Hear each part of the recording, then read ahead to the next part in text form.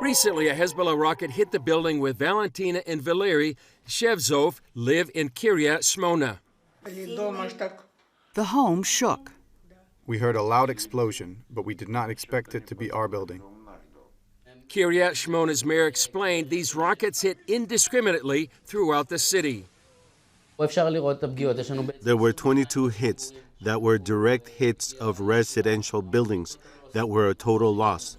And the peripheral damage is even bigger. We have 4 kindergartens, 3 daycares, and 2 schools that were hit.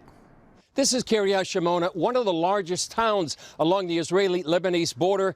The border of Lebanon is about 6 miles away. Most of the people have evacuated this city.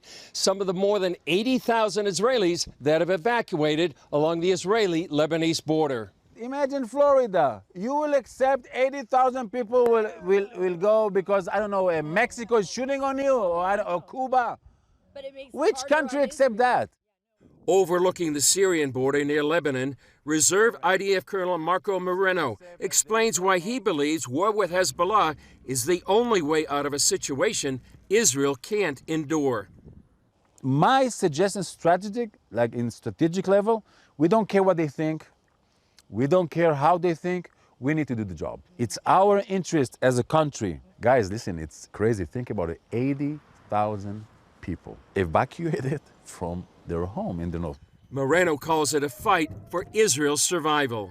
This is the independent war. If we don't do it right, we are lost. All the neighbors are looking at us, all the Muslims are saying, let's see how the Israelis will react. If we don't say, let's go crazy here, it's done for us. Meanwhile, the rumbling of war continues between Israel and Hezbollah. U.S. mediators like Amos Hochstein are seeking a diplomatic solution by trying to convince Hezbollah to pull its forces away from the border. Despite these efforts, Moreno still sees war as inevitable. And a war will start in the north. Don't let anyone tell you stories. There's going to be a war in the north. It will happen and give you the signs for it. Once you see the volume is down in Gaza, when you see the volume is down, meaning the army is not, very busy there, which means it's going up. All the good troops, like 98 that is now deployed in Gaza, will go up. Moreno adds that resupplying weaponry and the weather are also important factors. In the meanwhile, we are getting from our American brothers all we need for the Iron Dome and for Air Force.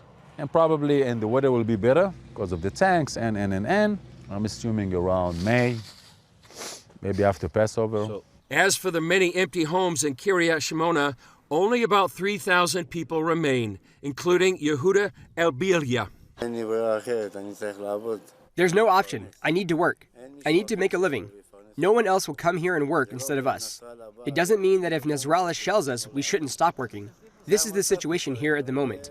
And, God willing, I hope all residents will come back here.